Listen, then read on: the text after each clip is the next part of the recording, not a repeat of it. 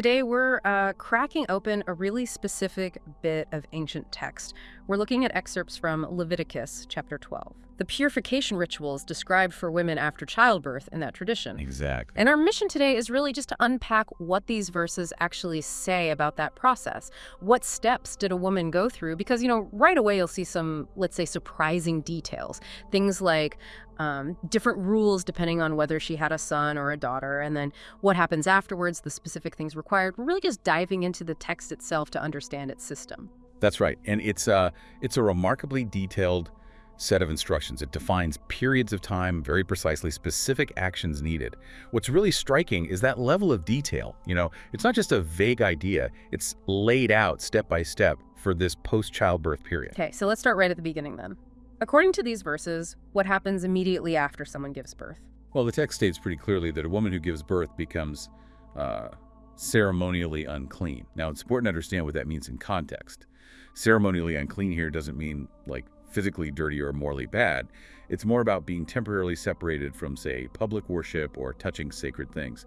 It's a ritual state linked to bodily fluids, similar to other situations mentioned in Leviticus. Right, that clarity is really important. It's about ritual status, not actual hygiene.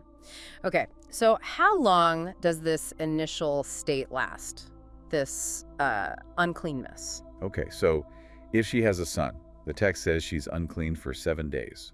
And it explicitly compares this time frame to the duration of uncleanness during her regular monthly period. 7 days for a boy, like a standard ritual impurity time. And doesn't the text mention something specific happening on day 8 for the son? Yes, that's a key detail right there. On the 8th day, the boy is to be circumcised, which is interesting because it happens during the mother's overall purification time, but right after that initial, more intense 7-day period. Okay, so 7 initial days considered unclean. What happens for the mother after those first 7 days if she had a son? Right, so after the 7 days, she enters a longer phase. The text calls it purification from her bleeding. It says she has to wait another 33 days. And during this whole time, the first 7, plus these 33, she mustn't touch anything sacred or go into the sanctuary. 33 more days. Okay, so that's 7 plus 33. 40 days total. Exactly. 40 days altogether after having a son. Right. Now, this is where I think the really noticeable difference comes in. What if she gives birth to a daughter? Yes, this is where the text lays out a significant difference.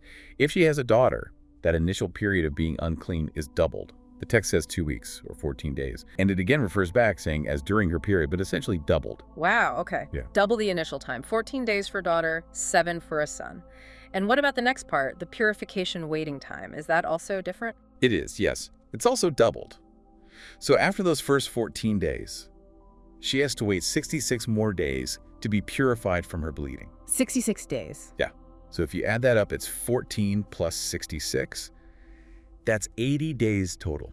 80 days. During which, again, she can't touch sacred things or enter the sanctuary, which sometimes is called the tent of meeting in these texts. 80 days total for a daughter compared to 40 for a son. It's double the whole time away from the sacred space, isn't it? It is. It really underlines how specific these rules were and how they differed based on the child's sex within this particular system. Absolutely.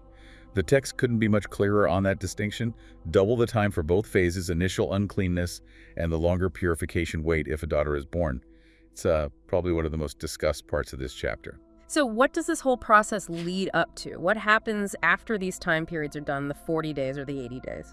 Okay, so once her purification days are completed, the text says the woman needs to bring 2 specific offerings. She brings them to the priest right at the entrance to the tent of meeting, and these offerings basically signal that her purification process is finished.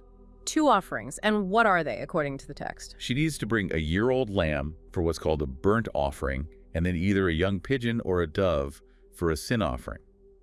Now, in the context here, a burnt offering often symbolized sort of complete dedication. And the sin offering, or you might see it translated as a purification offering, that was typically for ritual cleansing from these states of uncleanness, like after childbirth. A lamb and a bird. One seemingly for dedication, one for purification. Does the text explain why she brings these to the priest? What's the purpose? It does. It says the priest offers them before the Lord to make atonement for her. Atonement here, in this ritual sense, is about doing what's needed to restore her, to bring her back to a state of ceremonial cleanness so she can fully participate again in sacred activities and spaces. Bringing her back to cleanness after the flow of blood from childbirth, as the text puts it. That seems pretty clear within its own logic. Now, what about practicalities? Does the text say anything for people who maybe couldn't afford a whole lamb? It absolutely does, and that's a really crucial detail, actually. It shows how these rules might have worked in practice. The text explicitly states, if she cannot afford a lamb, she is to bring 2 doves or 2 young pigeons. Ah, okay, so 2 birds instead. Do those 2 birds cover both types of offerings then? Exactly. One bird is for the burnt offering, and the other bird is for the sin offering, and the text repeats the outcome. In this way, the priest will make atonement for her, and she will be clean. So the ritual effect is considered the same, even if her financial situation meant different animals were offered.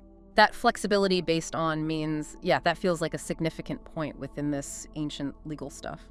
Okay, so just pulling back a bit from the details, this deep dive into Leviticus 12, it really shows us this meticulously laid out process. You've got an initial period of uncleanness, 7 or 14 days. Right. Then this longer waiting time for purification, 33 or 66 days, all depending on the baby's sex. And it culminates in these required offerings, a lamb and a bird, or maybe 2 birds to achieve that ceremonial cleanness again. That's a good summary. And exploring texts like this, it's not just about ancient rules. It really gives you a window into historical views, how that specific culture understood purity, family life, the body, its connection to the sacred. It shows a religious system operating with, a very different framework than maybe we have today. It definitely offers a unique lens on ancient life and law. So as you think about these very precise rules, we've just looked at from the text the specific numbers of days, the doubling for a daughter, the particular animals for offerings. What might the symbolic meaning be? Thinking only within the world of this text itself, behind those exact lengths of time or those specific types of offerings needed to finish this purification. Something for you to consider.